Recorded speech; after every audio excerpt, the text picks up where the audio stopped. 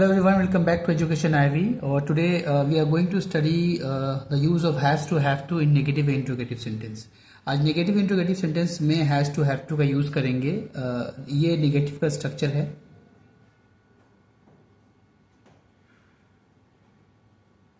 Negative subject do या does, not, have, to, main verb, object and complement. Sentence के last मैंने आपको lecture में बताया था कि ना है, नी है, ने है, इस टाइप के सेंटेंस आपको मिलते हैं. उसमें हैज़ टू हैव टू का यूज़ लगाते हैं. जब नेगेटिव इंट्रोगेटिव की बात हुई तो क्या करते हैं वो हम पढ़ने वाले हैं आज. इंट्रोगेटिव में वही हेल्पिंग वर्ब पहले, अगर सेंटेंस शुरू हो रहा है क्या से तो ये हेल्पिंग वर्ब पहले आ जाता है. Subject, have, to, main verb, object, complement. अगर से क्वेश्चन वर्ड बीच में आता है सेंटेंस के, अगर ये बीच में आता है तो वहां पर हम question word plus do does, subject, have, to, main verb, object, complement का यूज करते हैं. Let's have a sentence now. उसे विद्यालय नहीं जाना है. नहीं वर्ड आया, that means it's negative. Negative हो गया तो पहले लगाते हैं सब्जेक्ट. उसे ही के बाद लगाना था हेल्पिंग वर्ब. डू डज मैंने आपको दिखाया था, तो ही के साथ हम डज यूज करते हैं. He does, then after not. He does not have to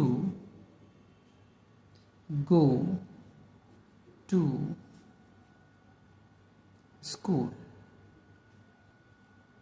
he does not have to go to school. अभी क्वेश्चन मन में आपके होगा कि सर हैज और हैव दो वर्ड हैं, हैव का ही क्यों इस्तेमाल क्यों करते हैं. Actually have is singular and has is considered as a plural, तो हैज हटाकर हैव का ही इस्तेमाल करेंगे. तो he does not have to go to school.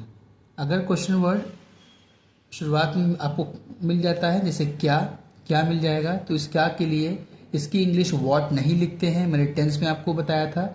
यहाँ पर हैज़ या हैव का इस्तेमाल ना करके डू या डज का इस्तेमाल करते हैं. तो अब चूंकि उसे है उसके लिए हम ही लगाते हैं, तो ही के साथ हम डज का यूज करते हैं. Does he have to go to school. Does he have to go to school. और अगर क्वेश्चन पूछने वाले वर्ड्स बीच में आ जाए तो मैंने आपको टेंस में बताई है ये बात कि इसकी इंग्लिश सबसे पहले लिखी जाती है क्वेश्चन वर्ड. तो क्वेश्चन वर्ड कब की इंग्लिश क्या होगी, when. Then after helping verb does he have to go to school. When does he have to go to school? Next, उसे विद्यालय नहीं जाना था. अब पास की बात करेंगे तो ये डू डज पास में जाके डिड हो जाता है. ठीक है, तो he did not have to go to school. He did not have to go to school. अगर सेंटेंस स्टार्ट हो रहा है क्या से तो डिड का यूज हम पहले करेंगे. Did he have to go to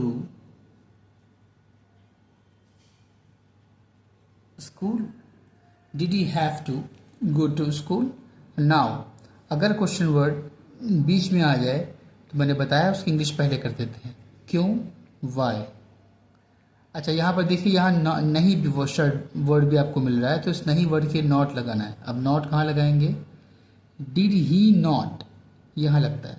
did he not have to go to school. Clear. अब यहाँ देखिए, यहाँ भी नहीं है, इसका भी ध्यान देना है हमको। Why did he not have to go to school?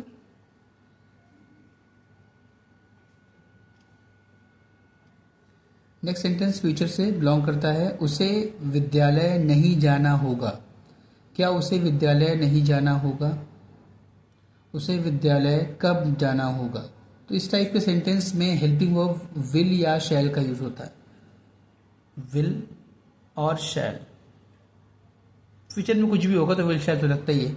तो यहाँ ध्यान से देखिए, उससे इसे कैसे ट्रांसलेट करेंगे। He will have to go to school. ये बनता सिंपल, लेकिन नेगेटिव है तो विल और हैव के बीच में हम यहाँ पर नॉट लगा देंगे। He will not have to go to school. He will not have to go to school, ये नेगेटिव हो गया। ये अगर नॉट हटा देंगे तो सिंपल बन जाएगा। एक्चुअली ये नेगेटिव है तो हमें नेगेटिव के लिए नॉट लगाना पड़ेगा। नेक्स्ट, क्या उसे विद्यालय नहीं जाना होगा? तो will he not have to go to school? Will he not have to go to school? उसे विद्यालय कब जाना होगा? कब की इंग्लिश when, जो पहले लिखते हैं। when will he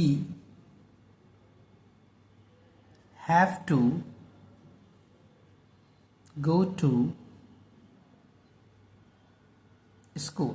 अगर इसमें नॉट होता, नहीं होता, तो हम यहाँ पर नॉट लगा देते, लेकिन अब नॉट है नहीं, इसलिए हम इस तरह बनाएंगे। तो आई थिंक ये आपको क्लियर हो गया होगा कि कैसे क्या यूज़ करते हैं। आप सिर्फ ध्यान से आप देख के इस बात को समझ सकते हैं कि प्रेजेंट में हम डू या डस का यूज़ करते हैं, पास्ट में डिड का यूज़ करते हैं, और फ्यूचर तो हमेशा ही विल शैल से आता है तो विल शैल का यूज़ करते हैं। Hope you understood very well. Thank you very much.